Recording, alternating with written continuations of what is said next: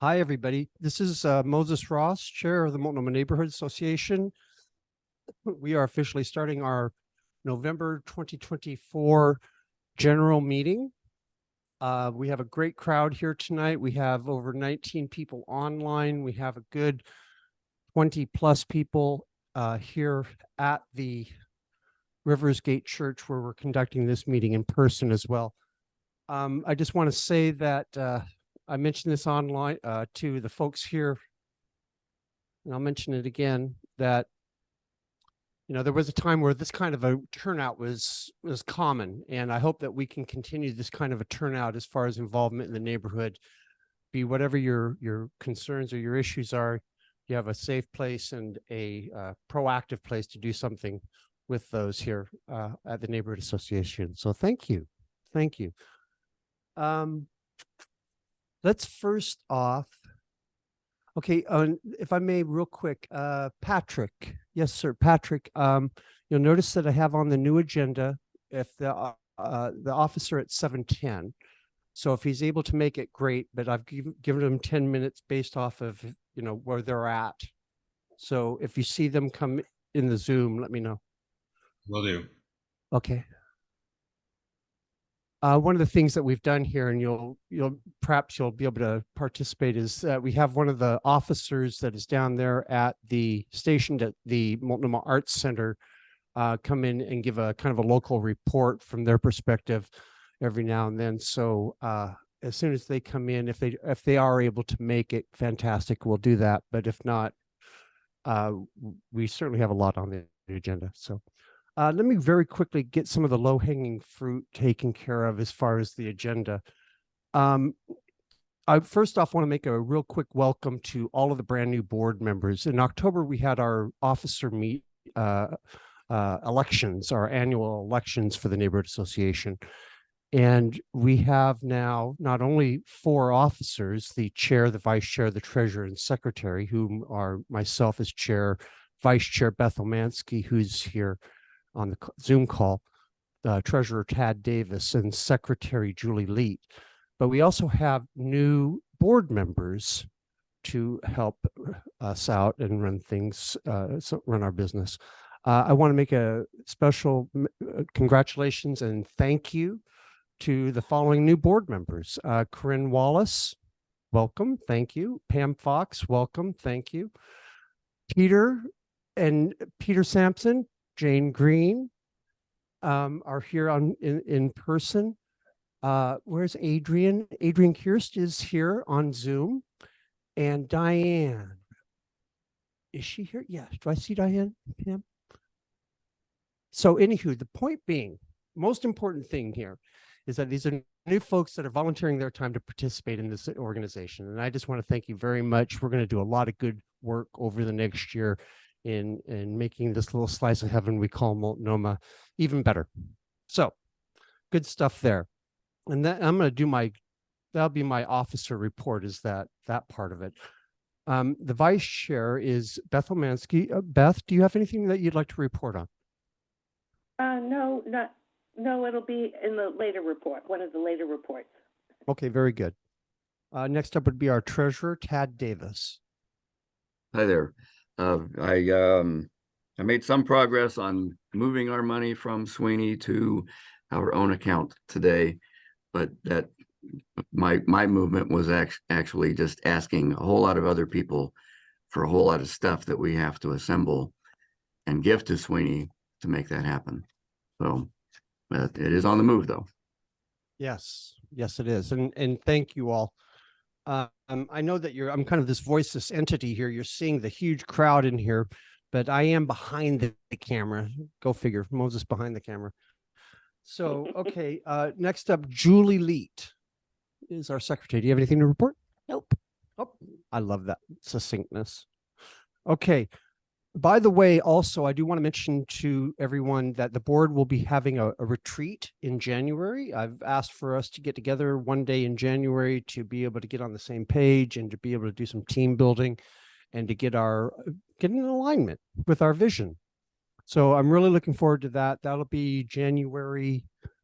What day did I say? January 20th.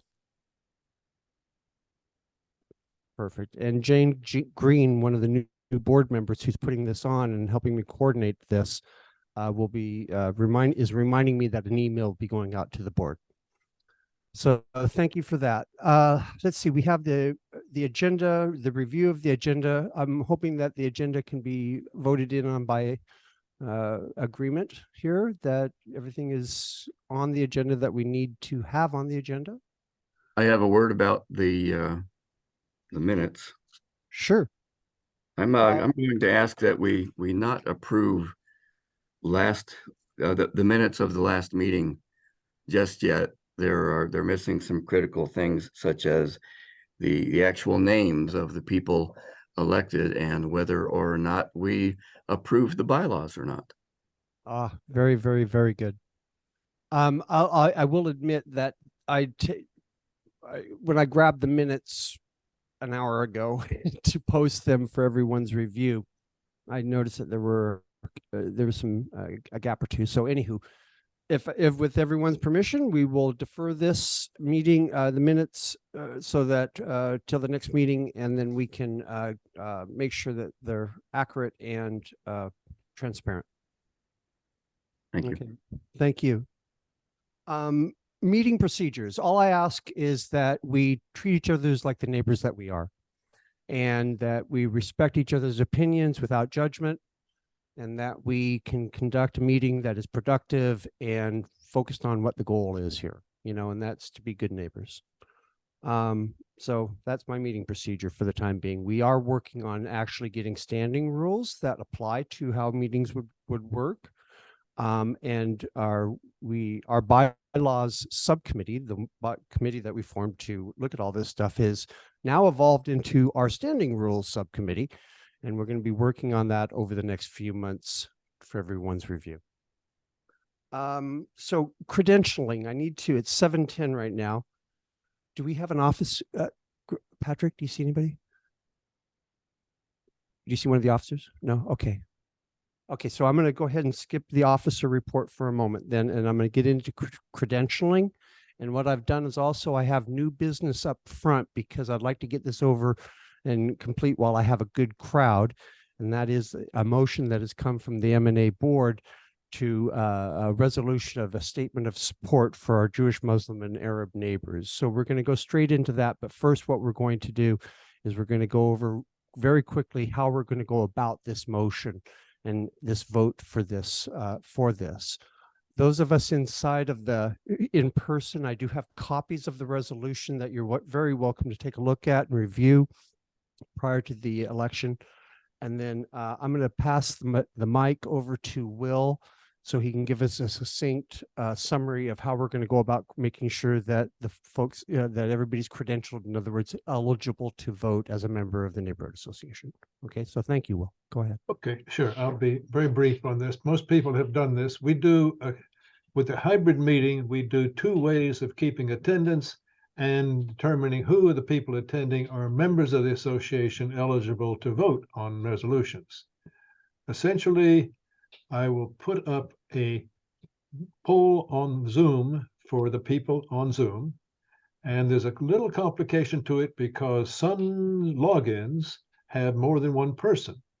So we have to say, here's a login with one person, here's a login with two people or more, and that will be part of when you're marking your poll results.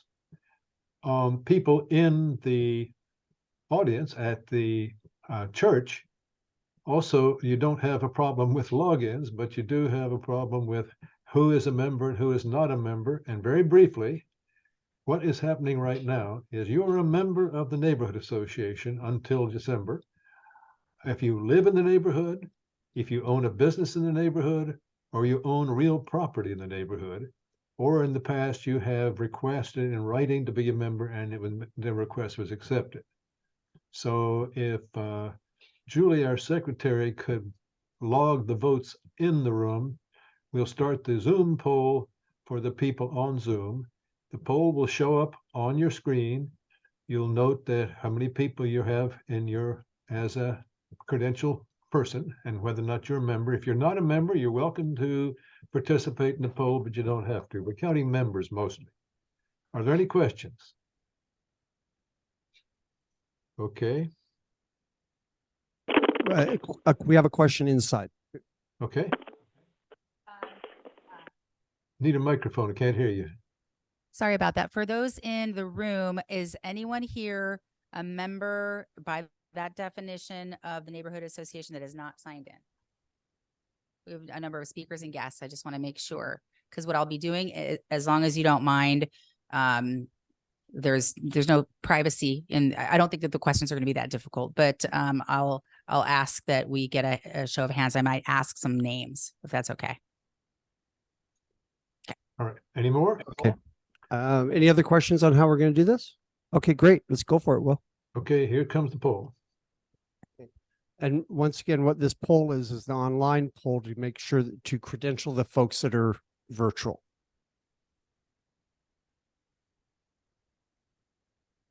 And so Jane, Peter, and Robin are members of the neighborhood. Then I have a really beautiful writing that says Potter at the end. Anybody who's that beautiful, starts with a D? Oh, that's Rod. David. And are you a member of the neighborhood? No. Sorry. Lynn? No. Rod? Yeah. Member, right? Yeah. Happy face. Dixon? Yes. Happy face. Carolyn? Yes. Sue? Yeah, that counts. Robin is a, where'd you go? There you are. Yes. And then Mary? You're right. Bill? Bill Galligan? I think he just stepped out. That's Got it. weird. And then Brandy. Okay, you first, Will. Okay, here we are. The people on the Zoom, anybody has not voted, I'm going to end the poll for the Zoom people and give the results. There may be some people who were not able to vote, such as myself, because I'm logged as a Zoom host, and we'll catch those manual votes just in a minute. So here's the results of the credentialing attendance for Zoom. Okay. We had 19 logins voting. 12 of the 19 were one member. 6 of the 19 were 2 members. So we have 12 and 6 is 18, plus the 6 second members. And if my math is correct, there's 24 members voting on the Zoom. Is there anybody on Zoom who was not able to take part of the results? I'll share those results. All right, that's 24 on Zoom, and I'm adding 2 for us. That's 26 members on Zoom who voted. Am I missing anybody? In person, we have not. How Did you many? count the, well, Beth? Will, did you count the people who are phoning in? I did not. You are phoning in, and that's the other one. Okay, let me get is anybody besides you on the phone? I think I saw Stefan on the phone. So let 2 on the phone. That makes it 28 members vote who are on the poll. There was 1 person who was not a member. So 28 members on Zoom, and how many in the room? Hey, Will, Stefan Stefan. here. I hung up my phone account and I got on my Zoom account because I just got home. Okay, so you just got home. So we're back. So I voted in the Zoom poll. Okay, so there's 27 then. Okay. And on site, how many people? 9. 9 members plus 9 members. That's a wonderful total. That is 36 members by my count. And my math is not always great, but I think that's it. 36 members voting. That is clearly a quorum. So I'll stop the sharing and we'll stop the credentialing. Wonderful. Okay, very good. Excellent. Let me Okay, get back this to you, back. Moses. Okay, very good, folks. Okay, so with knowing that we are having there's been a motion that has been presented by the Multnomah Neighborhood Association Board at our last meeting. It doesn't require a second. And it is basically in support of our Jewish, Arab, and Muslim neighbors here. I wanted to share it as much as possible here through the copies that we have here on site. If you haven't had a chance to review it online, it's in the meeting materials, and you should be able to take a look at that. But fundamentally, let me please read this, and then I'd like to I'd like to present the motion for a vote.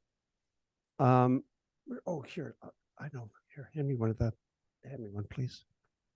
Thank you. Okay, very good. Okay, so this reads as follows. The Multnomah Neighborhood Board moves the adoption of the following resolution.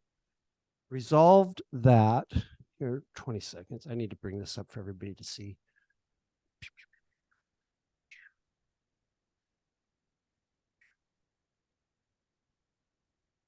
And so you go to our website and you'll be able to see where this public Google folder is. I have it here if you'd like to. Okay, here we go. Here, wait a minute. Let me just bring it up this way. There we go. That way I can show it to everybody on the. I brought it up. I brought it up already. Oh, you're fast. Okay, thank you.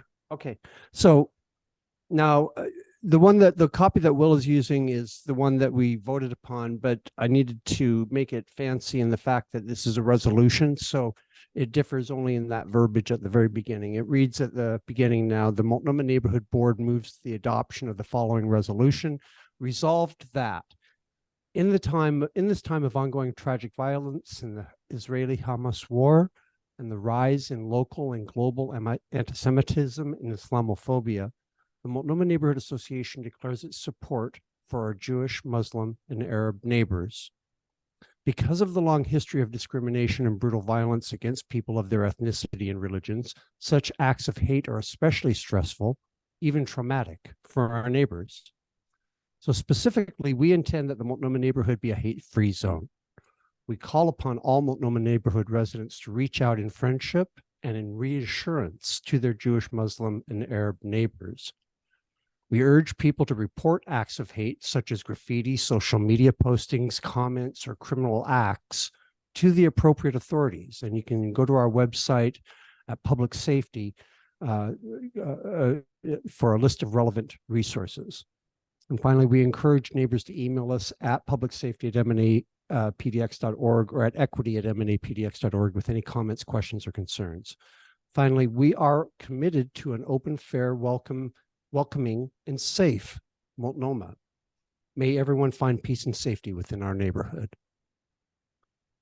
So, thank you, Bob. I think this is a beautiful statement, and I would like to I'd like to present this as a motion to the membership. Would there be any discussion? If someone would like to make a comment, pro, con, now is a wonderful opportunity for this. If not, we can go into a vote. So if somebody would like to make a comment, you're very welcome to. I don't see anybody inside. Oh, we do have one in Peter Sampson. You're recognized. Thank you, everyone, for coming tonight. I did have a couple of things that kind of fall out of this resolution. One is that I think our list of resources on the public safety part of our website were last revised in March. And I think those should be updated. And I want to suggest that we send this to the local Pamplin newspaper for publication. I think that's Southwest a fantastic Connection. one. Yeah. After vote. After Yeah. vote. Should the vote pass? I can safely say that I'll put this on letterhead and make sure that it's gotten out to the local media after and based off of the election results. Thank you, though, for that. And you're right. The also in the group folder is I did make a revision or two to that safety public resource information sheet. There's some new, but you're right. We need to take a second look at that here soon because you're right. It was in March. Okay, thank you. Any other Peter, comments? Yeah, I Oh, just go ahead. want to say to Peter that, yes, that the Public Safety Committee will go take a look and revise what needs to be revised on that document. Perfect. Thank you, Beth. Okay, very good. And what I did for full well, no, let's just move on. Okay, so are there any other comments in person here? Are there any comments online. This is Will. Yes? I would like to suggest that if there's no objection, that we adopt this by acclamation. So moved. If there is someone opposed to that, please let us know. Not hearing any opposition to that, the motion passes by acclamation of the membership of the Multnomah Neighborhood Association. Wonderful. Thank you all very much. I will, Thank I want, yes, Beth, Will, wonderful work. Thank you. Okay, now on that note, I'm very pleased about that. And I'm very impressed with that statement. It's one of, quite honestly, I've seen other statements from other communities and such like that. This statement is the most inclusive one I've seen. It's just beautiful. So I'm just pleased as punch. All right. Enough of that. Enough of back patting. Let's go here to, we don't have the officer here yet. So let's get to our guest speakers. It is 7:25. We have allotted a good 30 minutes of time for our guest speakers. Let's see, how do we want to do this? How about, let me turn the camera around here so that you can present from the front, like from up here. As long as you just don't get my. Oh, or they could sit right there. Whatever. Will it feel like you're like at a congressional, like, you feel? Oh, that's true. That's true. Of course, of course. That makes sense. That makes sense. Voice enabled. Voice disabled.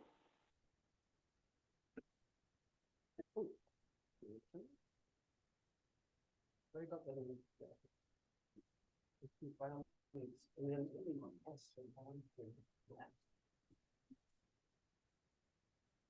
you miss me?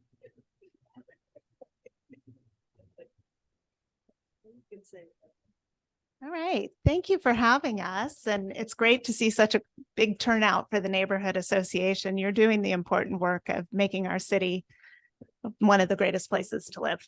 So thank you. So we're here from the city and from our partners at All Good Northwest to talk to you a bit about the Multnomah Safe Rest Village. We are working on increasing the capacity of the Safe Rest Village to house more people from the streets who are currently living in untenable circumstances. And we're early in this process. We're at the beginning.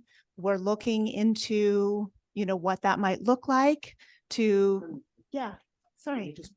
Is it not on? Okay. Okay. Is that better? Okay, maybe It was closer. working fine. Oh, good. Oh, good. Okay, wonderful. So we're looking to, make a more complete use of that space and also work towards our objectives of getting people into shelter from the streets. We are in the early stages. And so we're very much interested in partnering with the neighborhood to understand how we can make this a successful increase in capacity, right? For everybody involved, for all stakeholders. Yeah, I'm sorry.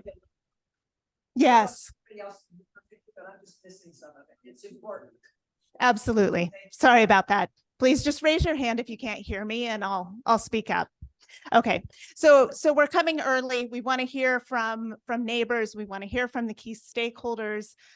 We can make this a successful transition for everybody involved, for all, both the participants living in the shelter as well as the businesses that support this area. Because it's early, we don't always have the answers, right? We're still formulating what this is going to look like. We have scheduled a listening session, which is going to be our main opportunity to really hear from neighbors. What are your suggestions? What are your concerns? How can you provide information, feedback to the city and to our partners at All Good Northwest to make this as successful as possible?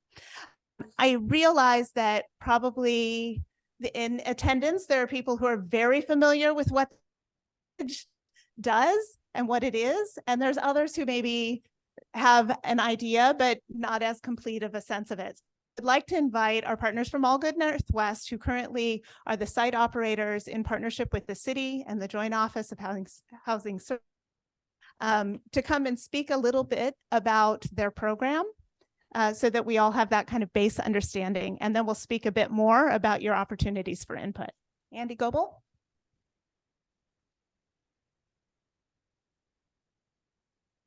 Hi, everyone. It's great to be with you. My name is Andy Goebel. I use he, him pronouns, and I serve as the executive director for All Good Northwest.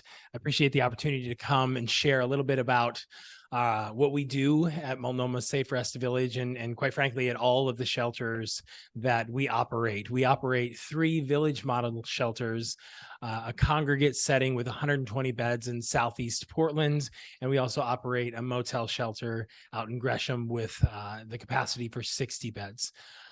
So when we have folks come and shelter with us, the first thing that we're interested in doing is making sure that they understand that they're in a safe space, that they feel a sense of belonging, and that they have some time to decompress. When you are living in unsheltered homelessness, you are actively living in trauma. And as an agency that's committed to trauma-informed care, we want to first help people to have some time and space to adjust. And it isn't very long after folks have a chance to be situated and realize that they are safe in our programs and safe in our shelters, that our wraparound team engages with these individuals, because these are all transitional spaces. And so our goal is to see people transition to independence and self-efficacy. And ultimately, most of the time that looks like housing. Not always, but most of the time. And so our goal is to get people housed out of the villages. But a couple of caveats to that: we want to see people housed, but also housed sustainably. And in order for people to be housed sustainably, not just putting them behind a door, we are firm believers in housing first. And at the same time, we understand that certain resiliencies need to be built in participants before they move into housing, and then afterwards via retention services. But when folks are in the shelter and they initially start to engage with the wraparound team, every one of the participants in all of our shelters has a team of people: their case manager, their housing retention specialist, their peer support specialist, a behavioral health specialist, along with the program manager and the team lead supervisors and all the other staff that are there. And every individual is wrapped around with the understanding that the more people that they feel are on their team, the better chances we feel and we've experienced that they will engage and want to move to that next step. And so once we begin to engage with individuals, case managers mitigate some of the barriers that folks come into shelter with. A lot of times people come in without documentation. They don't have birth certificates. They don't have a driver's license. They don't have Social Security. A lot of the things that are necessary in order for folks to even have a chance to access some of the vital services that many of us take for granted. And so we do the work of preparing folks and helping them to obtain those vital documents. And then very, very soon afterwards, our housing navigation team begins to work with individuals to discern if they have income, what kind of income level, what do they bring to the table, if anything, in order to get them housed, and then what kind of housing voucher might they be able to have access to. So that happens very early on. We seek to have folks stay in our shelters from anywhere between 3 to 9 months, but the length of stay for folks honestly depends on the individual circumstances. Different people have different barriers that they need to mitigate. And the other thing that I'll say to this team, and we've really had, it's been a privilege to serve this community and to be a resource in Multnomah Village. And one of the things that we're committed to whenever we do our work is to be good neighbors.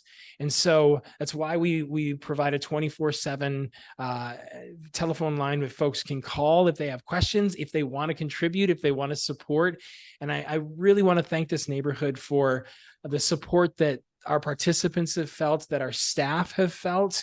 We keep a robust staffing model and we keep our case management low because we feel that that helps us to build rapport with our participants. The other thing that builds rapport is when the folks who are being sheltered in this neighborhood feel a sense that they are a part of the neighborhood. They're not just an add-on or addition, but they're genuinely ingrained in the neighborhood. And the support that we have felt from the Friends of Multnomah Safe Rest Village and from many others in the neighborhood has really contributed to people's sense of self-worth and the desire to move to the next level. So that's a little of what we do. And just thank you for the opportunity to do all of that.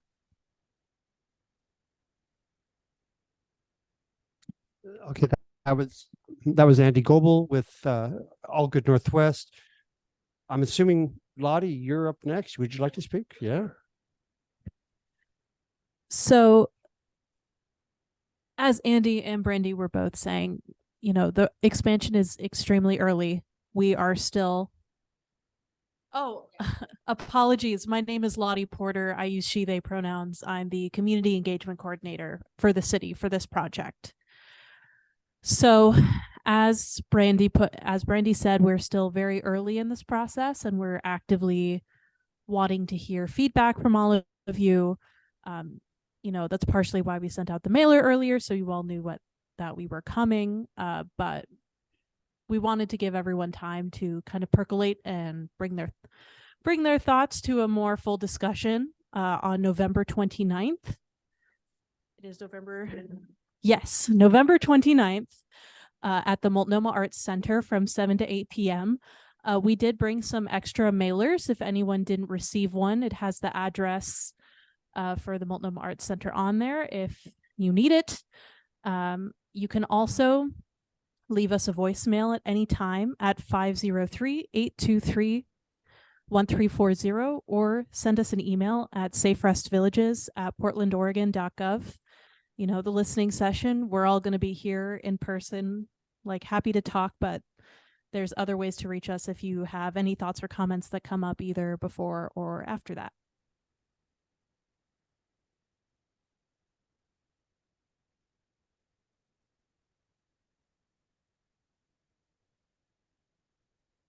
Thanks. I realized that I don't think I introduced myself, and I'm so sorry. I'm Brandy Westerman. I'm also with the City of Portland. I'm the Emergency Humanitarian Operations Director as of 6 weeks ago.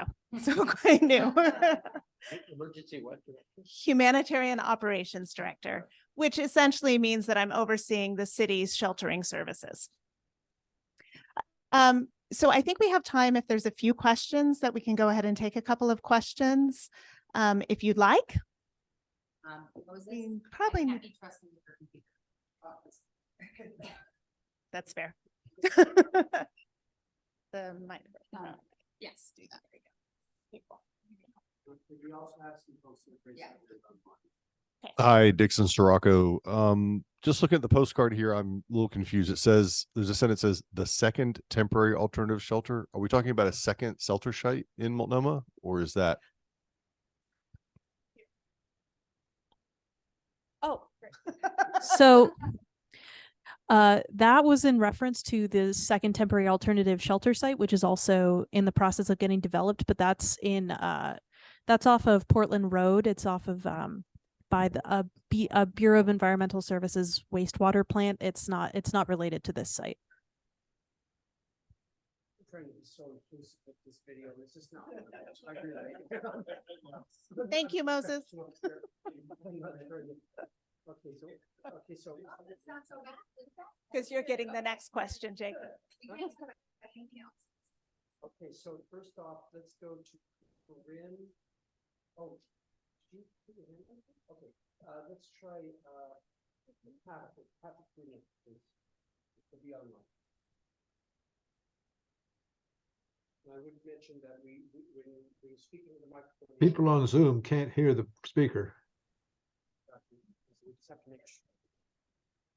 I'm the speaker. Yes, you are. Okay, sorry about that, Will. Patrick, okay, we have two folks that have their hands up online. Let's try Patrick first.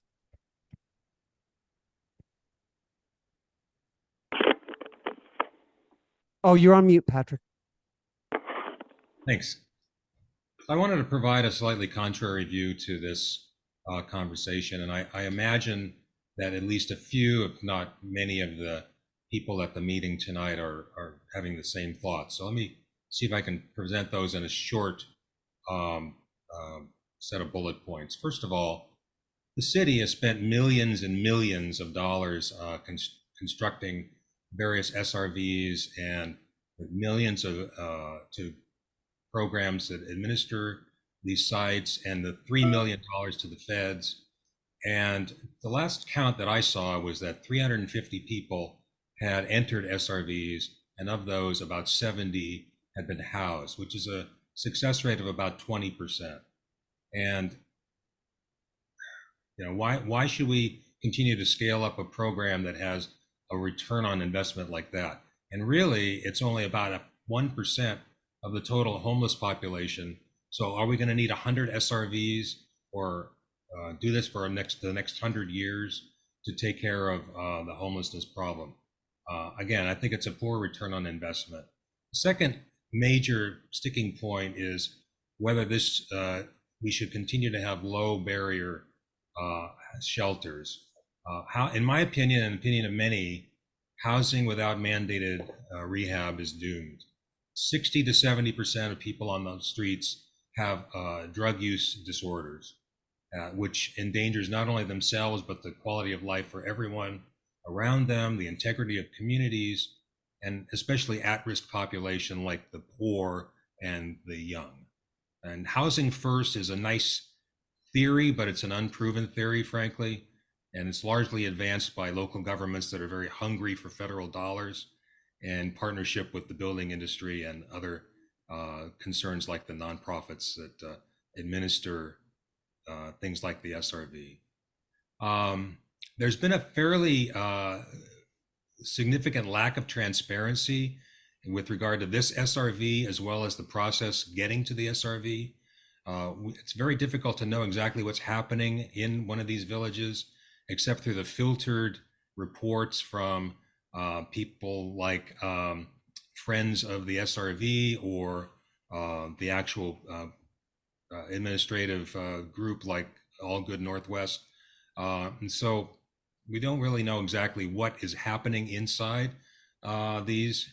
And one of the points about the process getting to this SRV was the Good Neighbor Agreement, which specifically opposed the low barrier model and which has sat on somebody's desk for the last year. And so that Good Neighbor Agreement is dead in the water. And frankly, I think the county and the city have acted not in good faith with regard to this. And the last point I will make, and this is the third rail that we're never supposed to, we're never allowed to talk about, and that is the effect on property values of having a facility like this in the neighborhood. Now, if Patrick, I don't mean to interrupt, but do you have a question? Yeah, I have. Those are all questions that should be addressed. Okay, very good. But please, but I just don't want you to dominate the conversation. We have other folks that do want to comment. Well, if I appreciate the let me just wrap opportunity. up. Let me just wrap up. All right, thank you. If you're a renter, then property values aren't an issue. But if you're actually a person that pays property taxes, thousands of dollars a year in property taxes, to go to programs like this, you want a return on investment, and you don't want it to negatively affect your neighborhood. So to think that peripheral problems don't follow in concentrated outdoor housing facilities like this is somewhat naive. So that's all I had to say. Thank you. I appreciate your opinion. I really do, Patrick. And I'm going to turn it back over to. Did you, Brandy? Do you want to try to tackle this one or parts of it, or should we? How do you want to handle this? Wait till the listings. What I'd like to suggest is, first of all, thank you, Patrick, for raising your concerns. I think it's valuable to have an open and honest dialogue. And I don't know that debating the efficacy of the model right now is the best use of the limited time that we have, because we want to make sure that we do hear from neighbors and understand what those concerns are. I will say that there is data available on the dashboard, on the website, that will give you a better picture of what is who is being served from the Safe Rest Villages and where they're going. What I would like to say is please do come to the listening session. Please share concerns. We want to hear them, but we really want to hear them in a productive light. What can we change? What can we do to make this successful here, right? That's really what we're looking for from people at that listening session. Right on. Go ahead, Jake. Hi, everybody. My name is Jake Dornblazer, he, him pronouns. I'm standing up. Sorry. I'm so used to being in front of a computer when talking to you all. I'm sorry. I just want to talk about the GNA a little bit because we did identify that. We've been meeting with our community advisory committee, I think we're called, which is some of the neighbors, the school that's nearby, All Good Northwest in the city of Portland. And sometimes the county's there too, depending on, but we have identified that this is one of the things that we know neighbors really want to move forward is the good neighbor agreement process. We are working a lot right now. I'm actually, it's sitting on my desk because I need to schedule some time with All Good Northwest because we're going through and we're coming up with language to kind of show what their process is when they're interacting with somebody that maybe isn't meeting their behavioral expectations. And so that's where we're at this point. I think there's a lot of people that have identified that, All Good Northwest is running a shelter that is, the school has not seen impacts from that shelter. They have not had negative interactions with the folks from that shelter. And I think that what we need to do now is solidify some of that language around their processes and their practices so that all of us, neighbors can see that and understand what they're doing in order to make that a success. So that's what is being worked on right now. Our goal is to get that done throughout this process. We were moving it forward and then this started coming up and we backed off a little bit because we wanted to announce this before we move that process forward anymore. So we're looking forward to continue to working with you all in the expansion and also in the good neighbor agreement process in the next few months. So thanks. Thank you. Corinne Wallace and then Sherman. Thank you, Moses. Thank you, Andy and Lottie and Brandy and Jake for all being here tonight and presenting this to the neighborhood. I have a few questions, but I'm going to keep it limited for the sake of time to make sure that some other folks can chime in. I think one of the biggest things I want to make sure that we have nailed down is transparency and communication to our community. So if there's any information that you guys can pass on to us that we can share on our website or on our social channels so that we can help spread the word about your information sessions, I think that would be really helpful. And one of the other questions that I had is regarding the communication with the residents on site. And how we can incorporate them into our community and having a communication channel into the Safe Rest Village. We've had a couple of community events and we've dropped off flyers and that kind of thing, but would like to incorporate our neighbors into any events in a very inclusive manner. And so it'd be helpful if we had a path to that.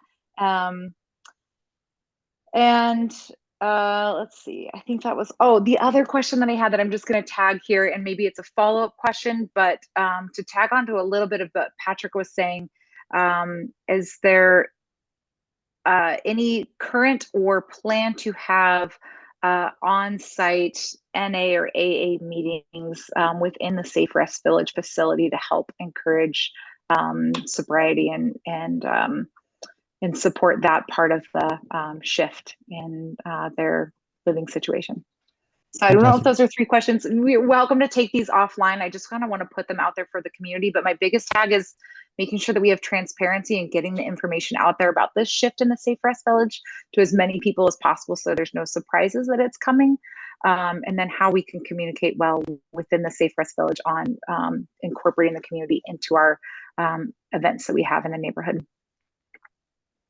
And I really appreciate the question. I'll let the city folks from the city deal with the communication piece around the expansion, but I want to specifically address your question about incorporating villagers. First of all, thank you. I appreciate that. These are are human beings who want to be a part of the neighborhood. Mhm. The trick, the line that we need to walk is we have folks who, for whom this is a refuge, and privacy is really important and confidentiality is really important. So the best way is to reach out to the program manager, Aaron Forney, to reach out directly and say, we just like to invite villagers. They're open to, they have a weekly meeting, and if you want to volunteer, connect with the program manager as well there, and they'll be able to create that opportunity. I want to also address the question of basically having recovery groups. And that's something that our participants have come to us recently at all of our shelter sites. And so we've actually approached the Joint Office of Homeless Services. My Director of Operations,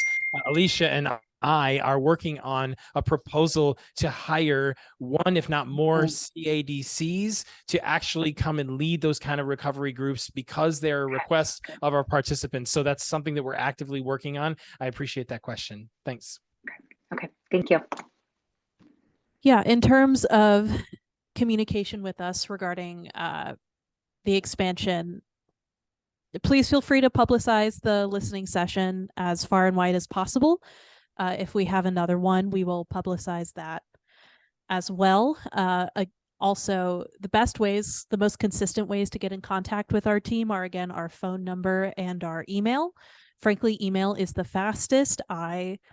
Not to toot my own horn, but I do manage it and try to get back to people within 48 hours. Voicemails tend to take closer to 5 business days or so. So depending on how urgent someone's question or concern is, I always recommend people contact us by email first and send a voicemail as well. And additionally, throughout the building process, there will be follow-up mailers that were sent. The one that was sent to about, I want to say 1,000 households, and that will continue to be the case. And we will continue to upload these to our website and translate them into 5 languages for those whose English is not their first language. So, okay, let's just make sure we get in touch on communication, because I think as much as we can get out there is more beneficial to the community. So like I said, folks are not as surprised, and we're doing the best I can to be as transparent as possible about what's coming up. Thank you for your responses. Okay, and then we have one other hand up here online, and that's from Sherminia Salada. And then we also have Will in the queue. And also I want to make a quick, if anybody here in the meeting itself live has a question, please. Okay, I've got you there. Okay. All right, so please go ahead, Shermin. Oh, yes, thank you. I'm Sharmin Yashilada. I'm a member, interim member of the Community Advisory Council. I also volunteer with Friends of Multnomah Safe Rest Village and Southwest Outreach. Southwest Outreach, we've met over 60 people in our neighborhood who are living on the streets. Some of them we have been able to get into shelter, and through the Multnomah Safe Rest Village. So I just like to advocate for prioritizing the people who are living on the streets in our neighborhood with this expansion. Thanks. Will, thank you for the comment. Will, and then we're going to come inside. I'm having a hard time hearing you, Moses, but I think. Okay, Will, yeah, thank you. Will, you're up. Go ahead. Okay, just briefly, listening to this, I'm conscious of some major thrusts and trends in what's going on here. And I want to talk about the importance of dealing with behaviors over people and relationships among people. We keep a very great importance on having a neighborhood where the relationships can be supportive and the place is safe and people are heard. I think that also underlies the model behind the Safe Rest Village. You may want to talk a little more about what model you use in the Safe Rest Village. But I'm also aware of something that can happen over and over in meetings like this, where some people don't feel heard because they don't talk or act the way, quote unquote, polite people do. So decorum of a standard sort can be a disincentive to people who have alternative lifestyles, who've been frustrated by the common way people act and feel really unheard. So our ability to hear various points of view and hear people speaking in various ways even using 4-letter words and all that sort of thing, that they are feel that they can speak their own language and be heard is critical to being a truly inclusive neighborhood, which we aim to be. So I'd like to hear from the people with Safe Rest Village. How do you deal with that sort of different behavior in the village?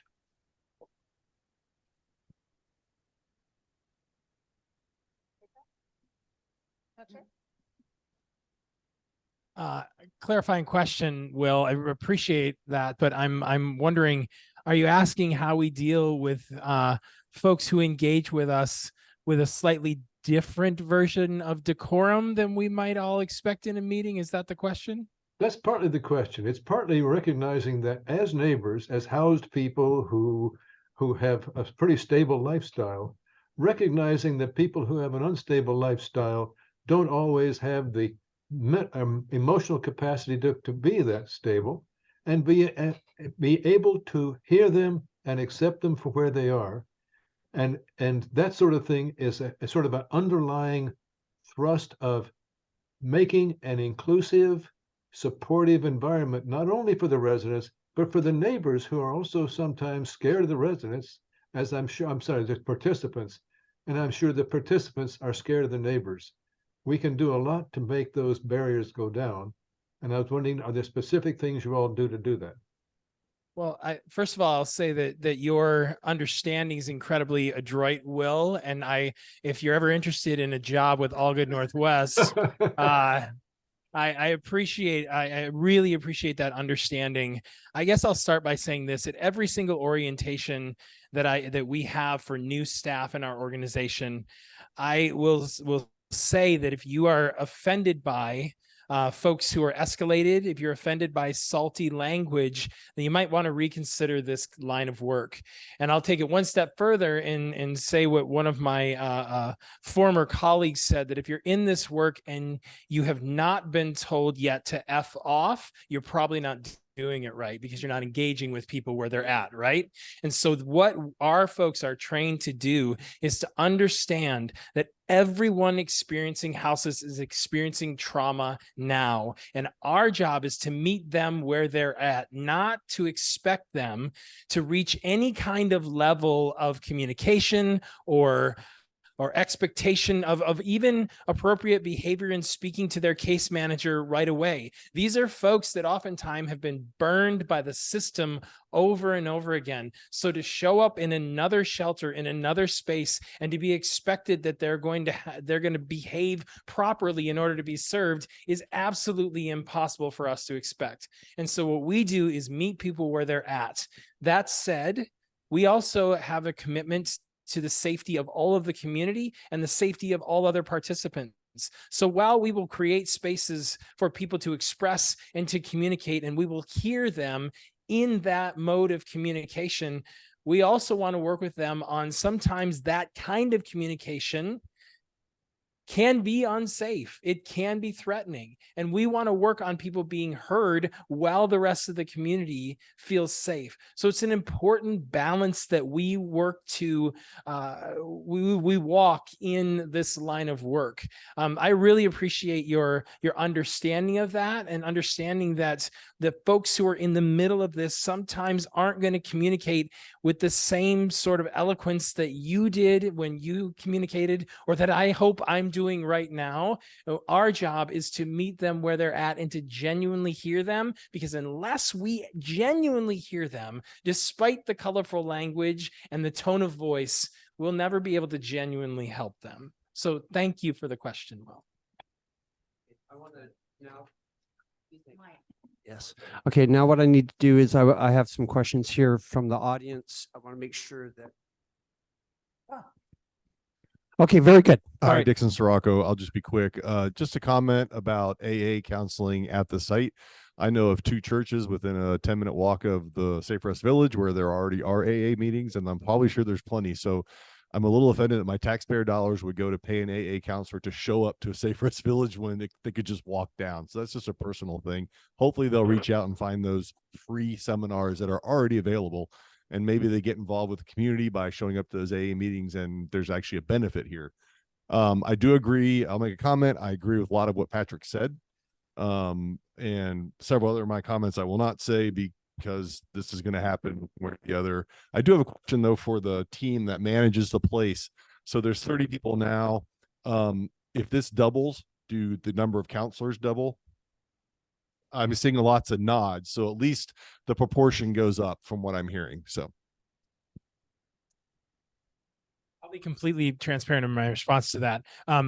When Jake first approached us and asked about the expansion, I said, unless there is the level of support that we're able to provide now at whatever the expansion is, that ratio needs to be maintained. We can't do the work that we do in the way we do it if we don't have that level of support.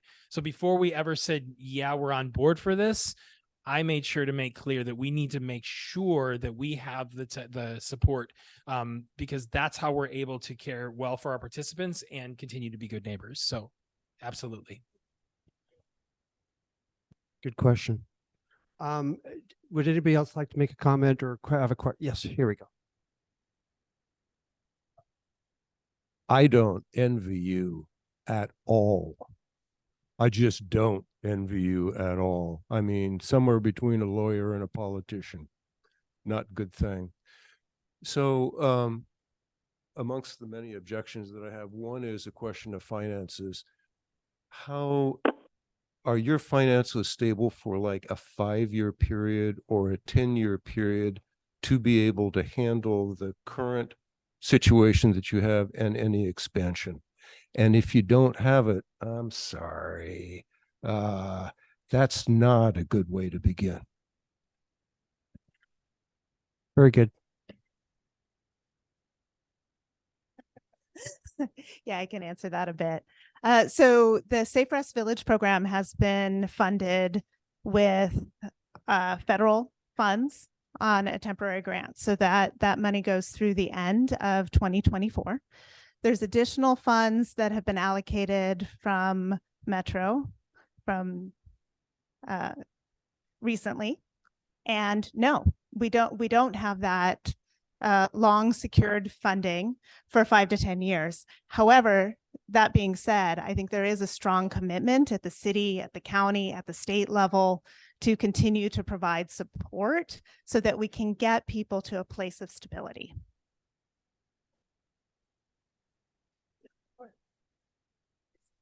If that funding is based on low barrier, you're going to get pushback from a lot of people. There's going to be a lot of people in your face, and then your job is going to be even more miserable than before. So a question that I would have to you represent Portland Housing Authority, which is now a different, I'm sorry, which organization are you? Okay, you're part of that. So if you make it non-low barrier, you will get many more people's support. If you make it low barrier, you're just you're a target. I'm sorry, but you're a target. I appreciate the bluntness. Let's go ahead, Jake. Oh, thank you. This is something, hi, Jake again. This is something we talk about all the time, is low barrier. And this is part of the reason when we go back to the Good Neighbor Agreement, we're going to have that language that kind of talks about what are our expectations of folks and how do we handle when those expectations are being met. And so one of the things I often like to say, it's just a low barrier to entry.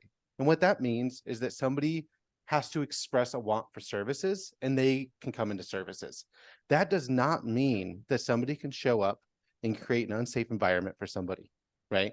That does not mean they can do whatever they want, right?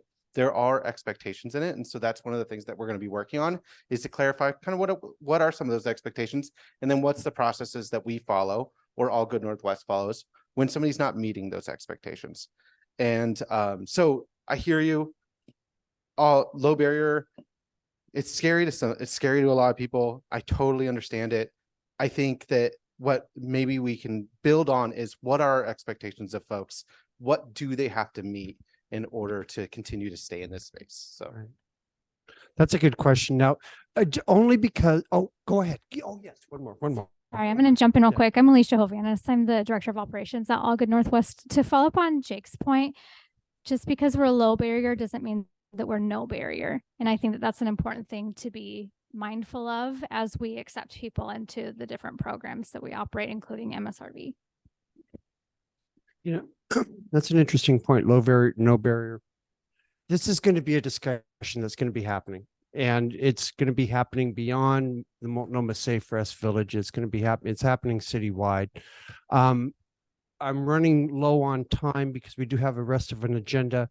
I do want to. I have one. I'm going to get your question before we wrap this up, but I do want to just mention that there is that listening session that they're going to be conducting a little bit later this month. I encourage people online and in person here. Let's attend that. And, you know, we can get our questions answered and make our points. I think what I've personally have been really happy about is the communication this time from the team. Everyone understands that the first time that we got introduced to the Safe Rest Village, we got a little blindsided. And, you know, so lesson learned. I do want to just point out this time around, they're trying to their best to, I'm seeing that they're trying their best to get communication going, channels going with us first. And so I got to point that out, and thank you for that. One final question, ma'am. Go ahead. Well, like everybody else, I have kind of a wider view, I think. I think it's good to have a wider view that, you know, this homeless problem is not just Multnomah Village. It's not just Portland. It's not just Oregon. It's all over the country. And, you know, it's very complex. And, you know, I think my question would be, how long has Safe Rest Village been in Multnomah Village? How long has it been here? Year and a half. How many problems have we seen? You know, I mean, you have, you know, the neighborhood, I see families living at the park, etc.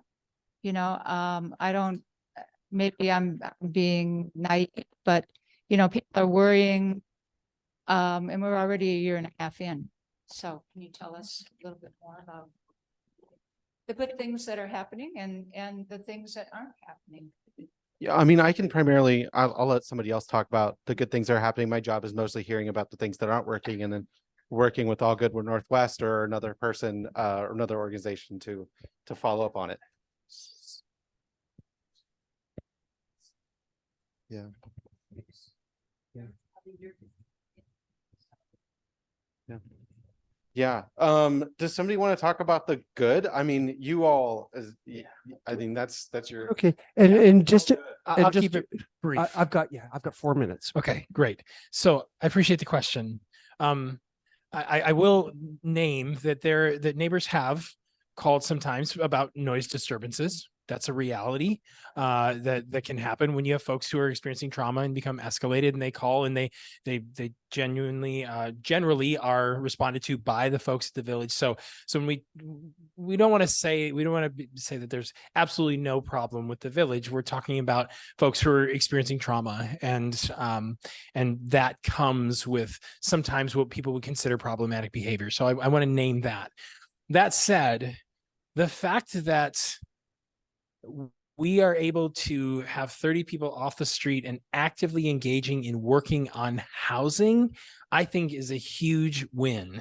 I think the fact that we are able to take even the percentage that we have and move and mitigate all the barriers that come with people on the street within this year and a half that we've done and get them into housing is the biggest win. The other win is seeing how this community has rallied around these villagers and come and connected and made inroads of support. When I see that there are writing classes being offered, when I see books showing up, when I see community members saying, how can we contribute? What can we give? How can we donate? When I hear there's going to be a listening session, and the first question is, can we have a sock drive as well to help contribute? To me, there's a community relations piece. It's not perfect. I'm not going to be Pollyannish about this at all. And I understand the concerns, but I think the biggest wins, maybe the base level basic win, is that 30 souls, 28 souls now with the with these units, and it'll be expanded as we expand. We get the opportunity to have them off the street in a safe space where they are cared for by a team that is compassionate and is committed to making sure that they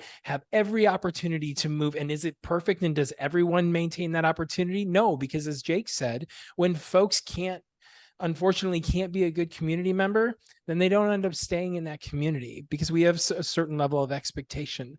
But more often than not, we see folks who are able to lower their shoulders and to breathe and to say, okay, now I'm ready to maybe start to trust the system, maybe start to engage again and seek an opportunity for independence and self-efficacy. To me, that's the biggest win we can have.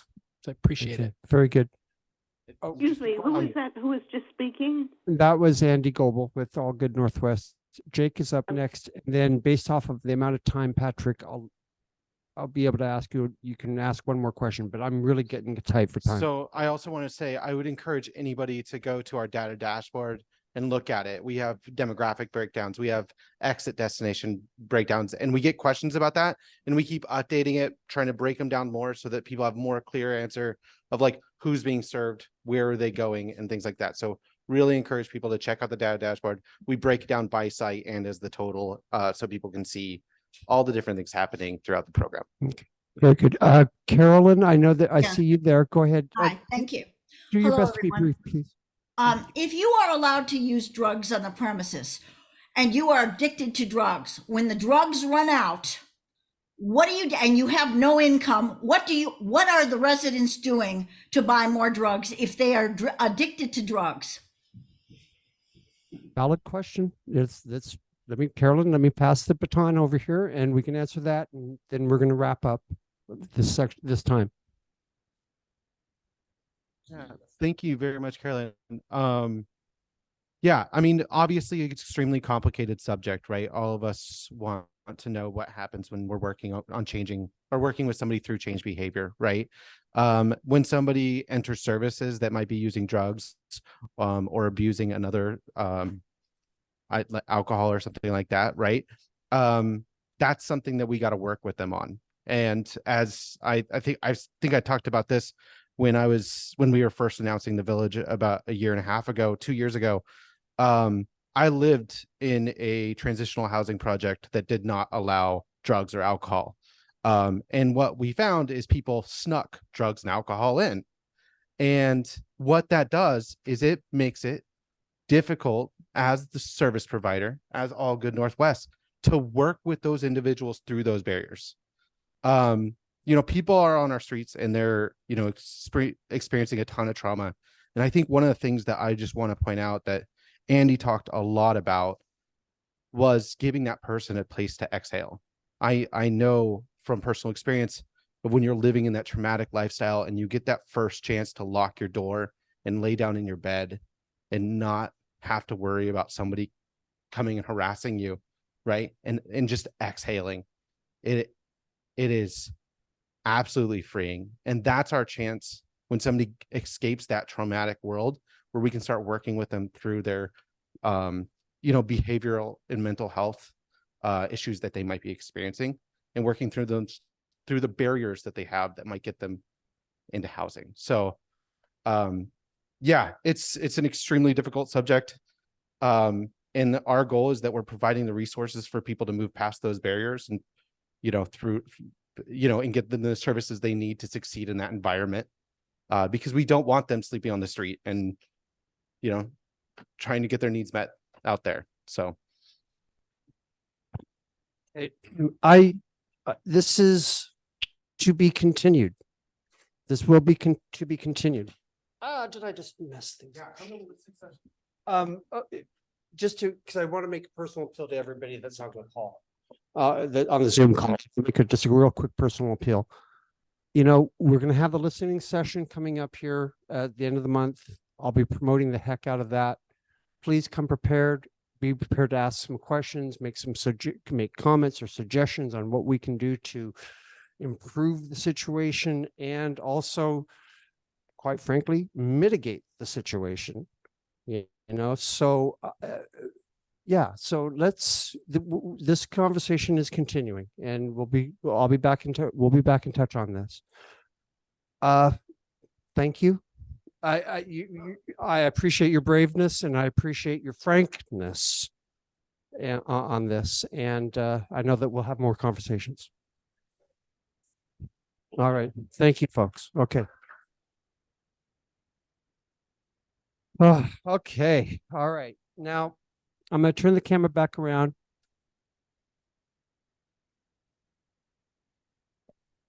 Now I know that there is, okay, so let's see here. Okay. The time is currently, where can we learn about the online session online? Let me circle back around with you on that one, Pam. Okay. Okay, so what we're going to do next, I just want to, where's my agenda? Oh, it's underneath here. All righty. Please be on the lookout for additional details on the listening session. We'll be talking about this in future meetings as well. I want to get into the part of the session this meeting that I think is very exciting that's the community, the committees. Oh, okay. Thank you, folks. Appreciate it. One of these days we won't have that. We'll have better office facilities here. There's a little bit of an echo going on. Okay. So that's that. Let's go ahead and I want to get into the committee reports. I also know that, yeah, we've got a lot to report here real quick, and then we can move on. Let's see, Corinne Wallace, are you on mute? Okay, hi, hon. Thank you. Hi. And I'm available. I'm going to go ahead and let you give your committee reports, please. Sounds good. Pam, I'll try to cruise through what I have on mine just a little bit out of order than what's on the agenda. So then I'll go and then you can report on what you have more in-depth knowledge on. My name is Corinne Wallace. I am the co-chair along with Pam Fox of the Community Events Committee. And I just have a few things to share about that's on our agenda. One is our recent connection and partnership with Southwest Trails. We have a lot of Southwest Trails in our neighborhood, and I reached out to them about a couple of locations in the neighborhood that we could maybe turn into a trail or improve existing trail conditions. And they had expressed that they did not have a partnership in the neighborhood in the past. And so we've volunteered to do that. And so I'm opening it up to letting folks in the neighborhood know if they have any feedback about Southwest Trails or have any questions about Southwest Trails. They're a very open organization.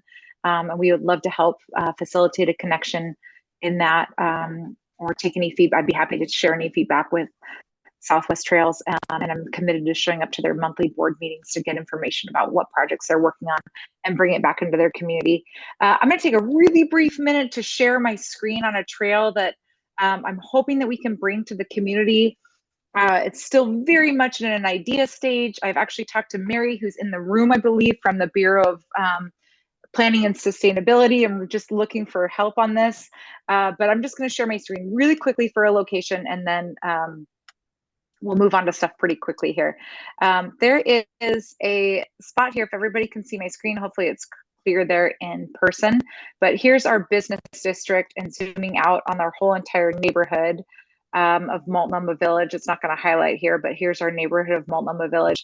There's a section that would hypothetically connect this section of Gabriel Park down here and these sections of Southwest Trails to our business district of Multnomah Village down here. And there's a couple of small trails here. I'm try not to move my screen too quickly on everybody. But there's a couple of small trails that are existing goat paths in this section. And there's one section here that is all blackberry and ivy, and it's highlighted by this red bar right here. And my hope is to partner with Southwest Trails. The neighbors who live nearby would need to approve the location, and then to bring in lots of community support to clear this path. So we would have a direct footpath from the Multnomah Village community, which is down here, through this section that would go all the way up into Gabriel Park. So that's just one area that I've reached out to Southwest Trails on. like I mentioned, planning and sustainability, possibly BES, because we have a watershed down here. And even if it doesn't come into fruition, it's just continued partnership with our local organizations. And maybe if this doesn't work, we can find other improvements. There's also a small path that goes right down here between Canby and Custer, or 37th and Custer. When I met with Safe Rest Trails on this location, there was a tree that had fallen, and they came right out and cleared it out for us. So, and they were surprised. They said, "Why hasn't anybody told us about this location?" We're happy to come clear trails for you guys. And so that's just something I want to put out there if anybody has any areas where there's existing trails that need some maintenance. And while I have my map up, I'm going to show one other location that's on the agenda, but it's further down on the list. I partner with a lot with the Business Association, or the Community Events Committee does, and we try to collaborate on efforts. And one of the efforts we have coming up is that there is a location here at the corner of Southwest 36 and Troy that's currently an empty lot that may someday be developed, but it's right next here to Healthy Pets Northwest, and it's used to be a big grass field or poppy field, but considering that it's next to a pet store, I think some of the grasses used to bother the dog's ears, and so they pulled those out. And so our current focus is to create a community effort to clear this out and make it somewhat of a makeshift park and gathering space until eventually the space may be developed in the future. But ideally, we would turn it into a park in the meantime, with a lot of community effort and resources on a very low budget. So I just wanted to put a couple of those things out there that we have on the radar of some fun projects that we would like to bring to the community. I'm happy to hear any feedback. And then the last thing that I have on my agenda is our partnership with the Business Association. They have their first Friday holiday gala coming up on Friday, December 1st. And we'll partner together with the Business Association and the Multnomah Neighborhood Association to do an ornament decorating table near the Christmas tree, or some other festive holiday gatherings, not necessarily centered purely around Christmas. But if anybody would like to volunteer for that, please reach out or drop your name in a chat. And we'd like to bring some more fun, festive things to the neighbors and to our community when we can.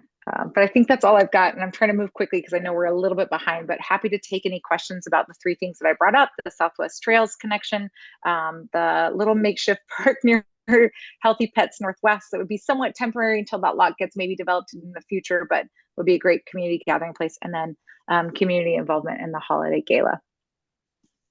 Just a real quick comment, if I may, Sure. about the holiday involvement. What we're talking Yes. about here is the tree lighting ceremony that's right there in the core with the lights, Santa. Every year. It's so much fun. And this is the first year in an awful long time, if not ever, that the neighborhood association is involved in the planning and implementation of this. So, Corinne, hats off. I love it. I got to share with everybody just a very quick story of my daughter when she was like 6 or 7. We went to the tree lighting ceremony there, and she got to say hello to Papa Noel, and it was just, it's all part of the character of this neighborhood. So good stuff, Corinne. And I do want to tag really quickly before I hand it over to Pam, because she has some other things on community events to share, is that the goal of the holiday celebration this year is to not necessarily be purely centered around Christmas, to be a more inclusive holiday celebration. So I just wanted to mention that we are making efforts to make it more of an inclusive holiday celebration that's not purely Christmas. But that's my last tag. Feel free to send me a message in chat or reach out to the community events at MNAPDX website or Gmail account if you have any questions on anything that I brought up. And then go ahead, Pam. There are a few more things going on. Sure. Okay. I'm Pam Fox. I'm the other co-chair of the Community Events Committee with Corinne. And I'd like to report on a new event series that we've been working on in Spring Garden Park in collaboration with the Portland Parks Department. We've been staging stewardship volunteer maintenance events in Spring Garden Park since October, and we've successfully completed our first 5. We have our 6th one and the final one for November coming up this Friday morning. These are organized in collaboration with the Parks Department's new outreach coordinator, Kayla Miles, who's coordinating for all of the West Side parks, and in combination with Heike Idasa, who is the main horticulturalist making decisions and planning work in Spring Garden Park. So we've successfully improved the pathways on 3 sections of really highly traveled paths in the park, improving traction on some really slippery sections prior to winter. And all of our events so far have been on weekdays, which align with the park's employees' schedule and availability. But we did have one scheduled on the weekend, which had a really nice turnout. So by design, in these first few months that we're rolling out these events, we're kind of taking notes and looking at what's working with the schedule, gathering feedback, and then using that feedback to plan future months' schedules. These events are anticipated to just be ongoing and continuous year round. So our idea is on a monthly or so basis, we'll be coming up with new calendars to invite people to attend these family-friendly stewardship events. So in addition to path repair, we have different topics that we work on. So for example, this Friday morning, November 17th from 9 to 11, folks can register to join us to do some bulb planting at the bottom of the park, just off of Spring Garden Street, if anybody would like to come join that effort. So these events are family friendly. Bring your family, bring your roommates or your neighbor. Tools and supplies are provided by the park.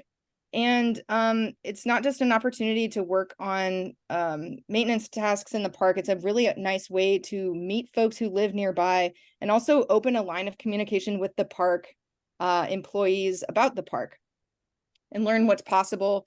And we have some really exciting ideas in the works. So for example, we think that in the December calendar, we'll be able to put a date on the calendar for hopefully a tree planting centric activity for the purpose of increasing the amount of shade that's available in the park during the summer. A lot of park goers will know like how prohibitively hot it can be at the top near the splash pad on the really hot days. So it's definitely so far feeling like a success with kind of processing feedback and coming together to work on parks topics. So we'll be soon announcing the next schedule, which we anticipate to be a combination calendar for both December and January. And you can watch in our Multnomah Messenger email that goes out monthly and on our events page for information about how to join those. We want to make a brief announcement, new topic here, about the city's summer program for the Free for All Parks events. So this is the calendar of that maybe a lot of folks are familiar with already, of concerts, cultural events, and movies in the park that comes out every year. The application process to have one of those events opens up December 4th, and it will close in the winter, I think in February. So we just want to plant the seed that this is a really nice opportunity to get our neighborhood kind of on the schedule for 2024. We didn't have anything hosted in our Multnomah neighborhood last year. And it's been several years since Spring Garden Park had a movie in the park. It was the Friends of Spring Garden group that I believe used to apply for those events, and we had several in a row, which were really nice. But that group is no longer active. And so we just want to promote the opportunity for a neighbor or anybody interested in seeing a concert or a movie in the park or a cultural event at a local park. Look into this application process and please be in touch with our community events committee. So a couple details about how this program works. In the application process, you'll be asked to supply 3 suggested potential dates and 3 potential locations.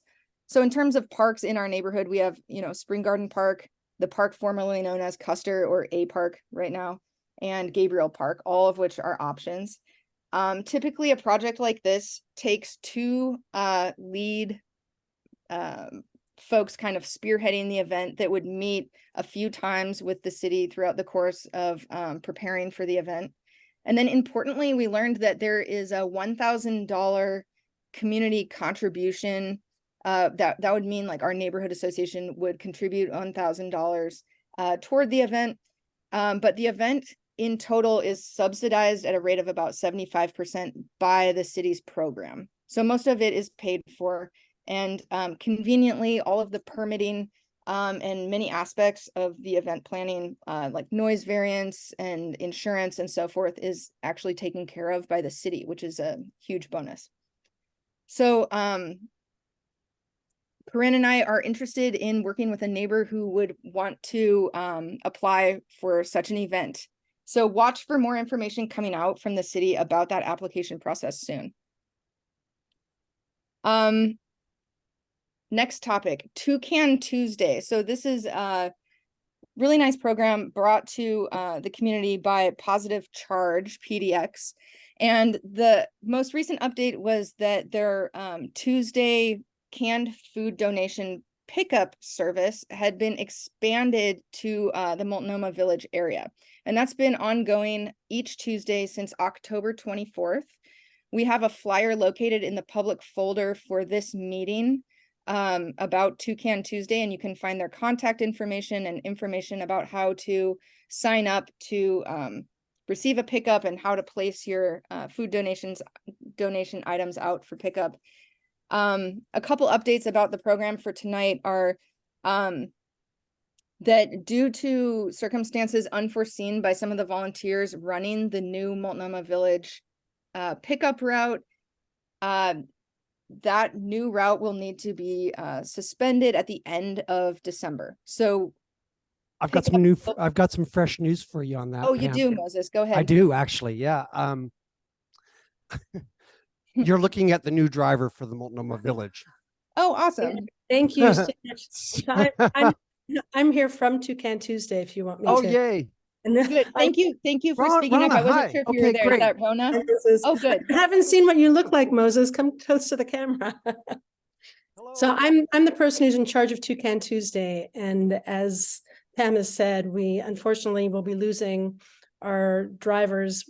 Two have left, one in Hillsdale and one in Multnomah Village have already stopped as of today, and one will stay till the end of the year. So we're desperately looking for two new drivers, or one new driver who's willing to do Multnomah Village and Hillsdale, or one or the other, to help us out. We started off during the pandemic as a pandemic safe way for people to have their donations brought to Neighborhood House, which is right in your neighborhood.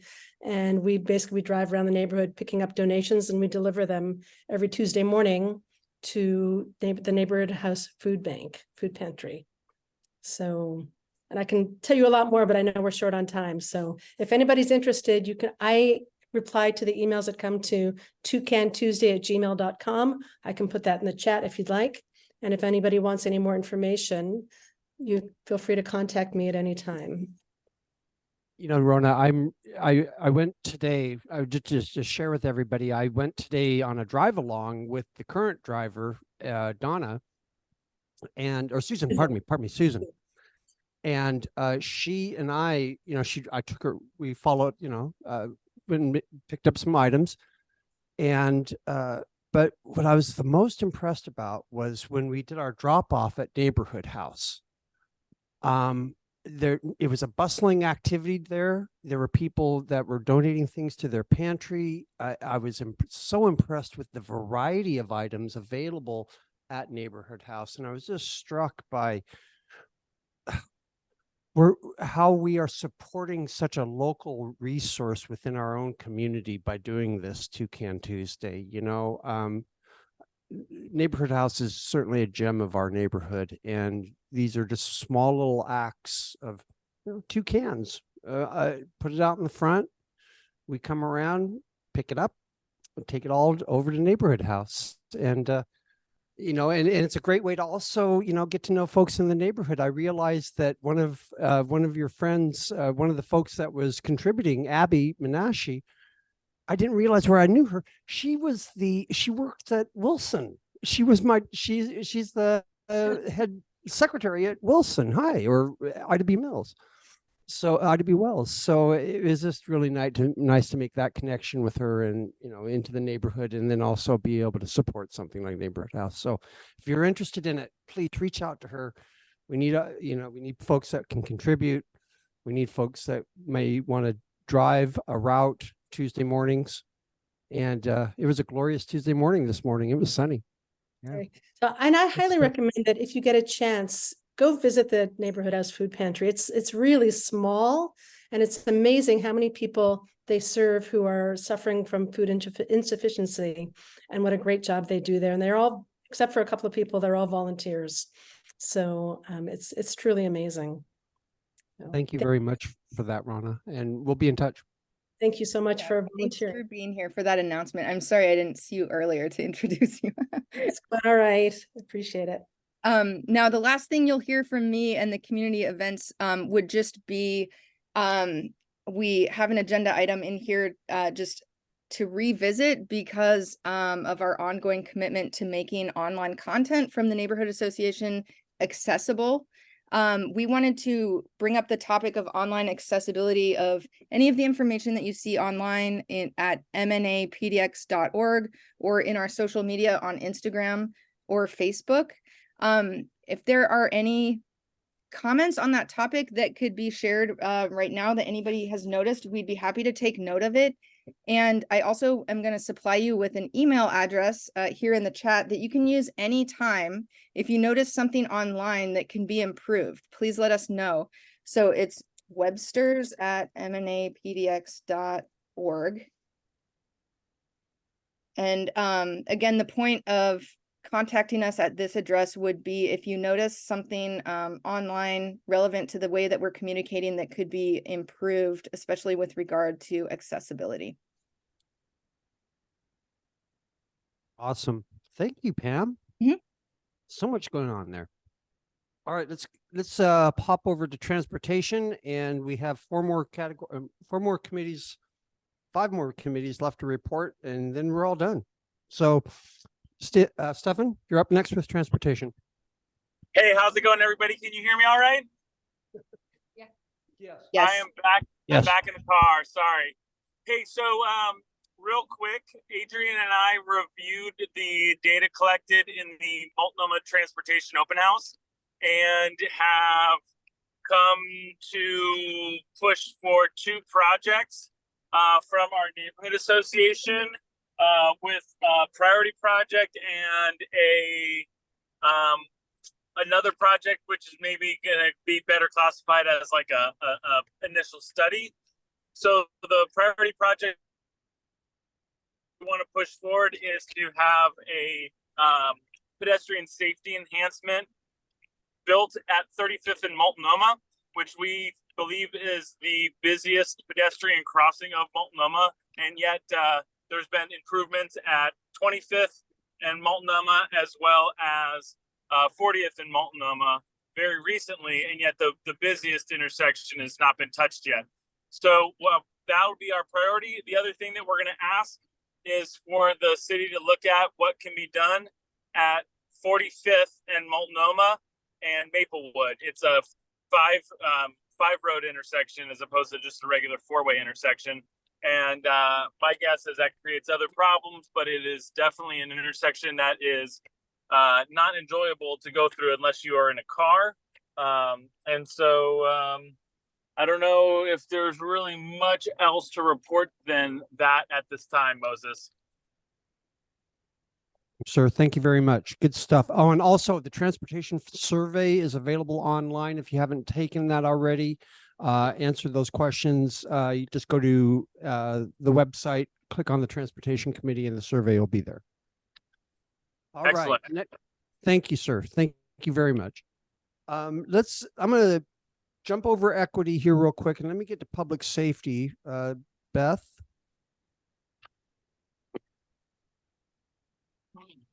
Hi, Beth.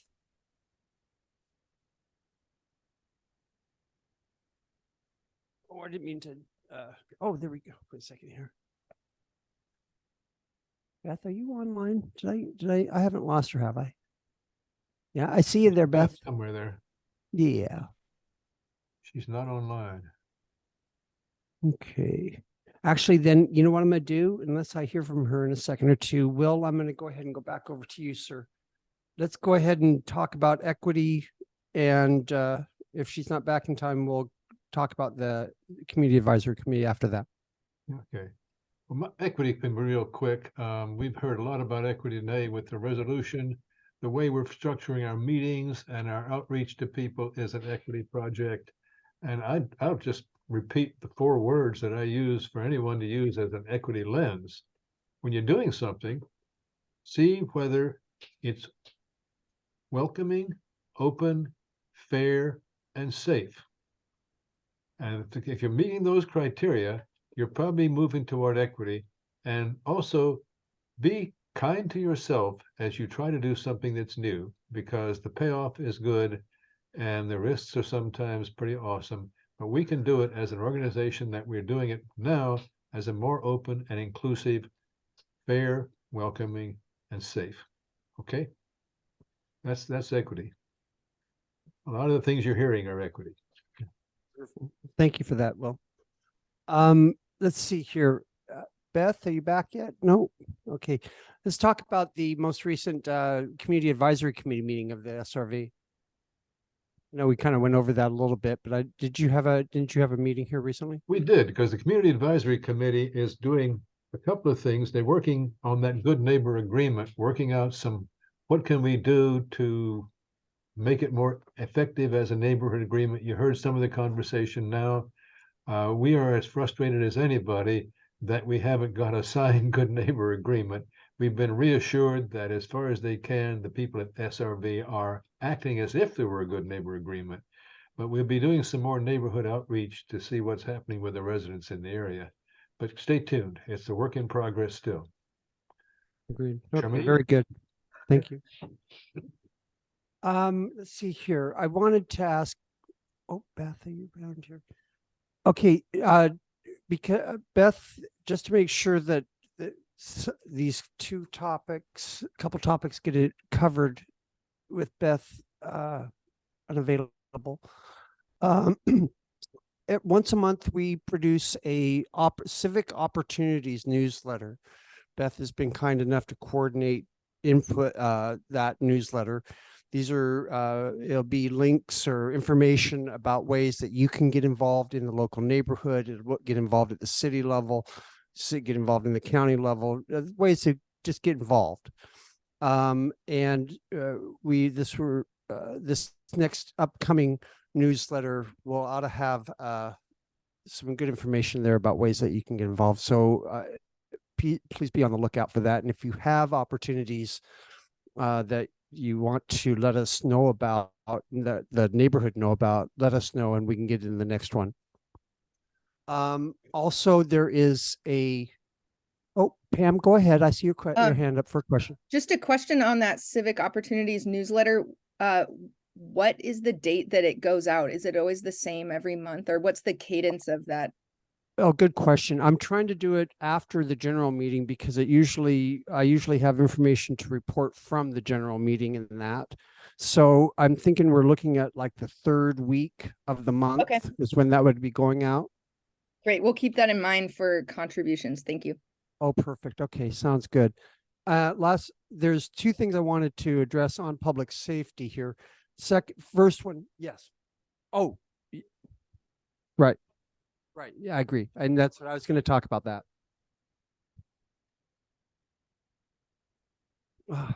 Well, yeah.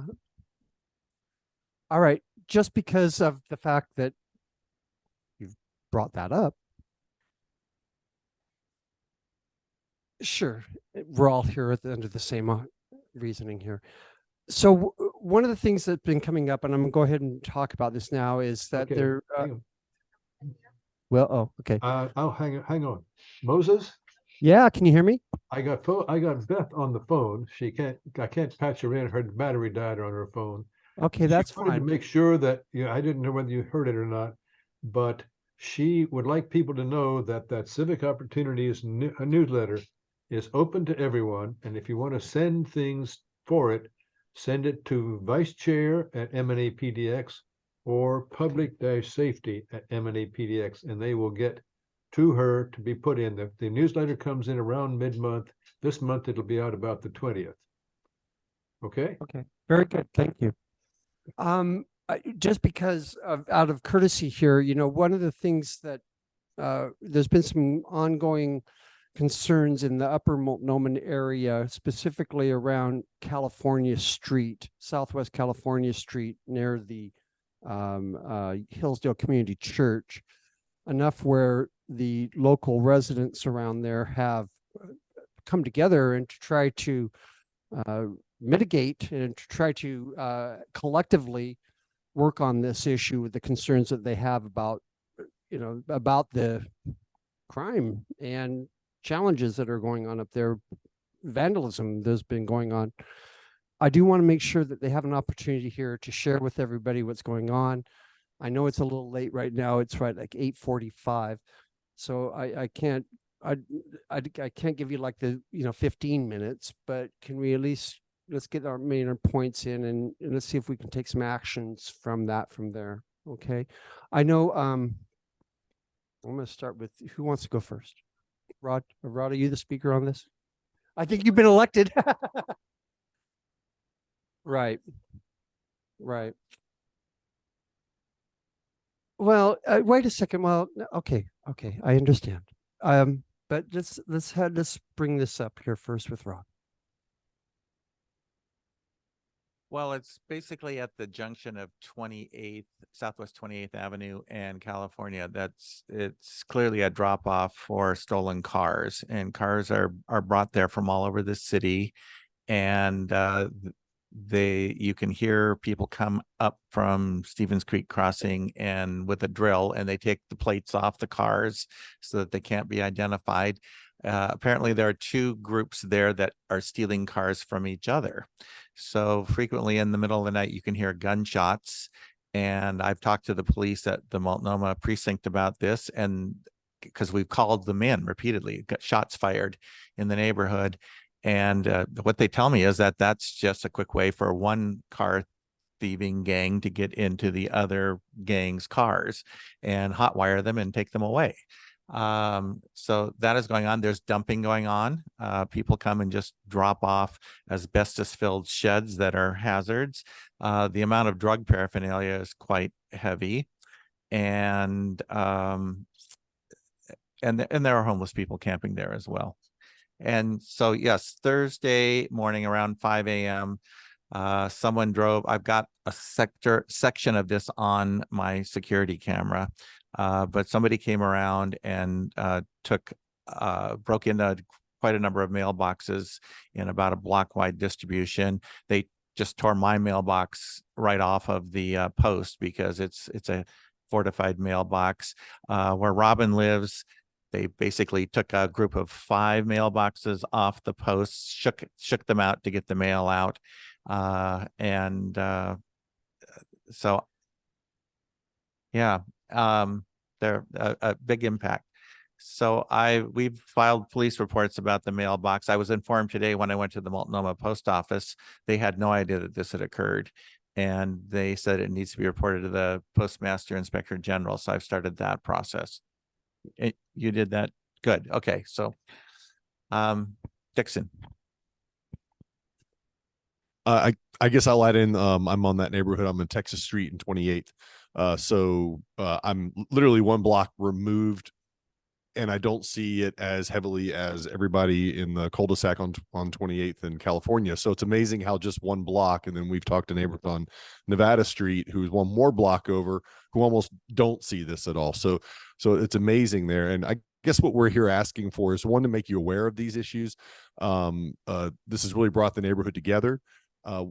We recently had a with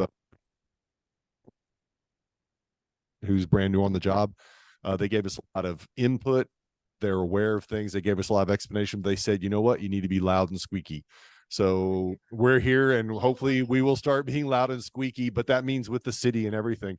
I think what we would ask of the Multnomah Neighborhood Association is, if you can assist us. One of the biggest trouble points we're having right now is getting hold of people at Stevens Crossing, the management company. They have Home Forward. They have many properties. I think they answer to people with federal money, not really city money. There's anecdotal evidence that they had a good manager before and that things were good. Now they don't have a very strong manager, but it really does seem like it comes down to not necessarily one or two bad apples, but these two groups. You know, I have other anecdotes from other neighbors who said neighbors park not on California. Stevens Creek people park on Texas because they don't feel it's safe to park on California. So I'm not blaming Stevens Creek, but whatever we can do to help, if M&A can help us with the city and getting more visibility there. And I think the neighbors are going to do their part for being more visible, filling out even more police reports online, doing what we can to get attention. So it takes 40 minutes out of my life every morning to call in an abandoned car or a stolen car, because you can't fill these out online. It has to be done by telephone, and you spend a very long time on hold. Mm-hmm. I think that's where we are. No, I thank you. You know, this has been I'll be the first to admit this has been a real challenge for me to not necessarily put my arms around the depth of the challenge of the problem up there, but also on how we can try to resolve it. You know, I'm really happy that you had that police officer come by. At least we're getting it on their radar. You know, the work group that I created to try to bring up discussion of this, we're kind of limited in what we can do because of you know, with PBOT, we can advocate, but we can't. There's only so much we can do with that street. I mean, either we can. I like to think that there's yeah, I'll let you talk, but like there's the greenway option where we just get rid of all of the parking or advocate for getting rid of all of the parking. There's the issue but that's not realistic. There's the issue of perhaps putting lights in there to bring more attention to it. That's not realistic, you know. Yeah, I agreed. And, you know, and it would also detract from just the neighborhood, because I know that that's one of the attributes of the neighborhood is that we don't want to be flooding it with light. So, yeah, I mean, you've got my commitment and then you got our commitment to try to do something about this however we can. Yeah. So just to jump back in here, I'll talk for Carolyn. Carolyn took a bunch of notes from that meeting, and if anybody on M&A or in this group would like to have it, it is on our Google group that we formed for the neighborhood. Happy to share there. One of the interesting things we talked about, can we make that street a greenway or make it not parking? We found out, interestingly enough, Stevens Creek helped pay to have California paved, so that'll probably be a non-starter. We're not expecting answers tonight, but we want to bring it up on the radar. This is a real pain point in the village. Remind you guys that it is Multnomah Village. It is not Hillsdale, even though the church is called Hillsdale Church of Christ. So we will be doing, I mean, we can sit here and talk all night. So what the police officer, my main message when Moses asked, what can we do to resolve it? My take home message was that we can put screws on Stevens Creek Crossing through the police department if and only if we have a lot of data to back it up. So every time Rod calls, every time I call, every time Robin calls, every time any of us call PBOT 311 or the police, we need to record it because those three entities don't necessarily talk to each other. So if you call 311 because you see a bunch of needles on the ground, they may or may not report that to the police, who may or may not report that they have a bunch of stolen cars there, who may or may not report it to PBOT that there's somebody without a license plate. So the little flyer that M&A sent out this week about kind of who to call was very helpful, because basically that was what I'm going to send to the little upper neighborhood group. Is that was a lot of the questions we were asking the police officers was like, okay, we know that someone's passed out in the car, we'll call 911. But if it's just a plate missing, who do we call? And we've heard different stories about that. Sometimes they say, oh, it's because of, we know that they're stripping them right there, call non-emergency. But this police officer was like, yeah, I don't really have the resources, so maybe you just do it online. So I don't know, but anyway. Robin, want to say anything? Robin, you've covered it all. Okay. You know, and yeah, it's just, as I say, I think the data is so important right now. I mean, I know that it sucks having to collect that information, but it's kind of like, okay, well, if facts are facts, data don't lie, you know? And so I appreciate the effort that you're making to try to get this shown unequivocally. There's, you know, here's what's happened, here's the timeframes, here's the reports. I mean, that's powerful too. And okay, and then yeah, go ahead. I just want to also confirm, we had the officers come to our building last month about the same concerns, not anywhere near what you guys, but we're starting to see that shift. And where the assault, what, you know, lovely. And that got their attention. But the assault, yeah. The stabbing of the woman in the laundry room at the end of our street, and they found the guy who did it at the Chevron station, 10 o'clock on Friday morning. And it turned out he murdered someone in Southeast the night before. So all of a sudden now we're starting to see, oh, they moved this abandoned car. They got rid of that abandoned car. Sad to say, it takes that kind of an attention. But what the officer did say, they didn't answer a lot of the questions we had, but he did say, don't give up. Report everything. Even if you think it's not going to do any good, do it, because they log it, and that's how they tell what's going on where. So I'm Julie. I'm trying to think of concrete things that we can do to help immediately. Two things. You'd asked for someone in the M&A to connect with Home Forward. So it sounds like you've had some challenges with, do you think do you think it'll be easier for like a neighborhood association to reach out to that organization, or have you guys tried? The police? No, Moses. I think a group is a better, we've tried to, I think a group M&A has more.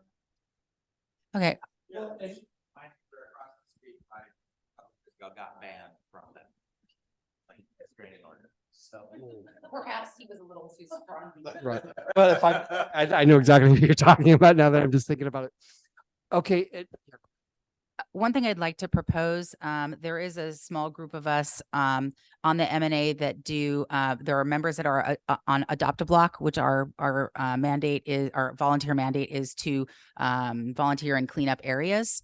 There are at least 3 active Adopt-A-Block members in this group who already left, but and myself, we're very happy to volunteer weekly periods of time, an hour or so, to go and make the daily cleanups, including sharps pickups. Another thing that comes up is that there are other members in this group, me included also, that do graffiti abatement.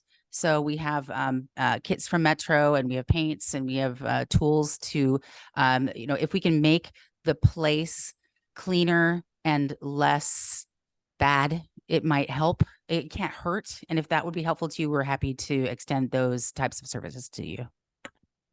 That makes a lot of sense. That's stuff. Well, Yeah. it's crossing the wetland area. It's all that graffiti. Right. Yeah. So we've been seeing it stretch out. I will just pass on. We did have a neighbor on 28th recently move because she did not feel safe. And I mean, that was why she was moving. So that should not bode well for anybody who owns a house. Well, let's make sure that we do, Julie, you and I are going to follow up on that with the Adopt-A-Block program. That's one, I mean, it's a Band-Aid, but at least we can get at some of that. This is also a safety committee issue. And once again, we've got to make sure we've got to have facts behind us to be able to talk to pre-bought credibly, or to talk to the police credibly. Although what and it kind of circles back around to them always asking us for more information. Yeah. Yeah, agreed. I think that makes a lot of sense. Mhm. Mm. Okay. And, and I think I appreciate your, Jane, because of your common situation there. I mean, and that was one of the reasons we were able to find an awesome volunteer like Jane, is because the neighborhood was trying to do something about that situation up there. Hopefully one of these days, yeah, it's going to be ongoing. Yeah. Okay, Charmaine, I know you wanted to mention something, but it is 9 o'clock. I think we've made our points here and it's all good. But okay, so I think I'm going to wrap this meeting up. I think we've had a good discussion. I really appreciate you guys coming in here and sharing this. I'm sorry that it was at the very end. I'll try my best next time if we have another situation like this to get you closer to the front of the meeting. When I didn't the Safe Rest, yeah, the Safe Rest Village was, well, she has a very good point. Let's just have a subcommittee and we can get together and we can just continue to start talking about it. Okay. I would take a motion to close the meeting, to adjourn the meeting. It's so moved and it's unanimous. Okay. Okay. Sherman, you have ideas later with the safety committee. You got it. I want to thank everybody online that participated, and yeah, all the best, everybody. We'll be talking soon. Okay.